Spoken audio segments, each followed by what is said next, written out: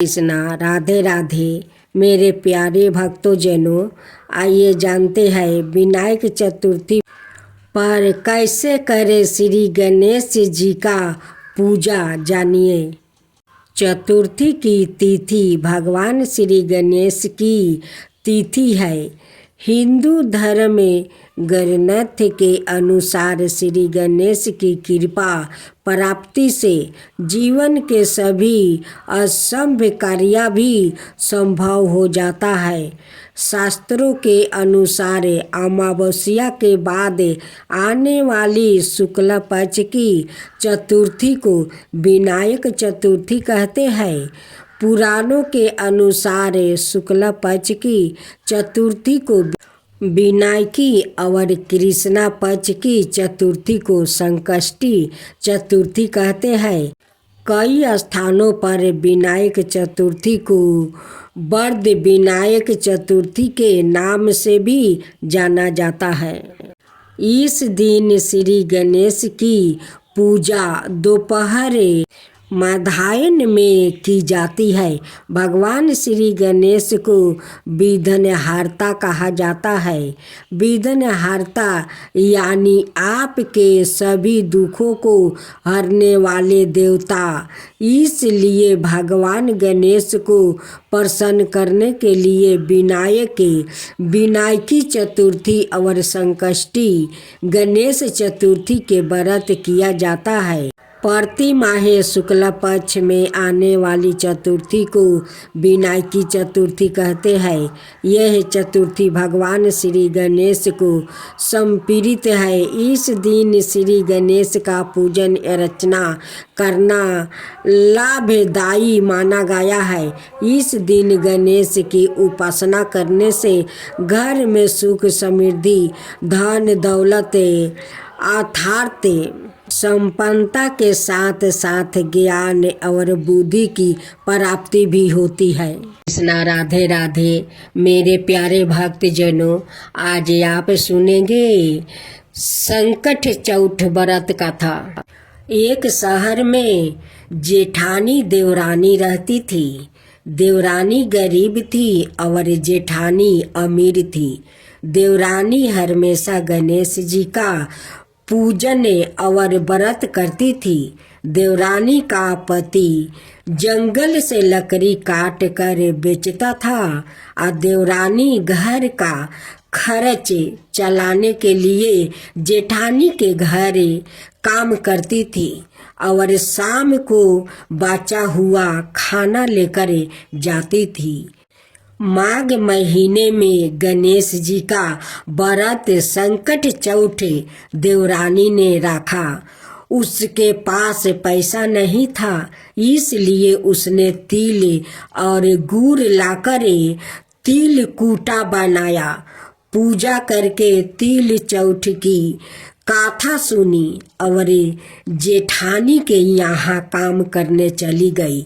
सोचा शाम को चंद्र को अर्घ देकर जेठानी के यहाँ से लाया खाना और तिल कूटा खाऊंगी। शाम को जब जेठानी के घर खाना बनाया तो उसके जेठानी का व्रत होने के कारण सभी ने खाना खाने से मना कर दिया। अब देवरानी ने जेठानी से बोला, आप मुझे खाना दे दो जिससे मैं घर जाऊं। इस पर जेठानी ने कहा कि आज तो किसी ने भी अभी तक खाना नहीं खाया, तुम्हें कैसे दे दूं? तुम सवेरे ही बचा हुआ खाना ले जाना। देवरानी उदास मन से घर चली आई। देवरानी के घर पर पति बच्चे सब आस लगाए बैठे थे कि आज तो त्योहार है, इसलिए कुछ पकवान आदि खाने को मिलेगा। लेकिन जब बच्चों को पता चला कि आज तो रोटी भी नहीं मिलेगी तो बच्चों रोने लगे। उसका पति भी बहुत क्रोध हो गया और कहने लगा कि दिन भर काम करने के बाद भी वो 2 रोटियां नहीं ला सकती। वो बेचारी गणेश जी को याद करती हुई रोते रोते पानी पी कर सो गई। उस दिन संकट माता बुढ़िया माता का रूप धारण कर देवरानी के सपने में आई और कहने लगी, सो रही है या जाग रही है? वो बोली, कुछ सो रहा हूँ और कुछ जाग रहा हूँ। बुढ़िया बोली, भूख लगी है, खाने के लिए कुछ दे। देवरानी बोली, क्या दूं? मेरे घर में तो अन्न का एक दाना भी नहीं है। जेठानी बचा हुआ खाना देती थी, आज वो भी नहीं मिला। पूजा का बाचा हुआ तिल कूटा छीके में पड़ा है, वो ही खा लो। संकट माता ने तिल कूटा खाया और उसके बाद कहने लगी, निमिटाई लगी है। कहाँ निमिटे? उसने कहा, यह खाली झोपड़ी है, आप कहीं भी जा सकती हो, जहाँ इच्छा हो वहाँ निपटा लो। फिर संकट माता बोली, अब कहाँ पोछूं? अब देवरानी को बहुत गुस्सा आ गया कि उन्हें कब से परेशान किया जा रहा है। सो बोली कि मेरी साड़ी से पोंछ लो। देवरानी जब सुबह उठी तो यह देखकर हैरान रह गई कि पूरा घर हीरे और मोतियों से जगमगा उठा है। उस दिन देवरानी जेठानी के काम करने नहीं गई। जेठानी ने कुछ देर तो रह कर देखी, फिर बच्चों को देवरानी को बुलाने के लिए भेज दिया।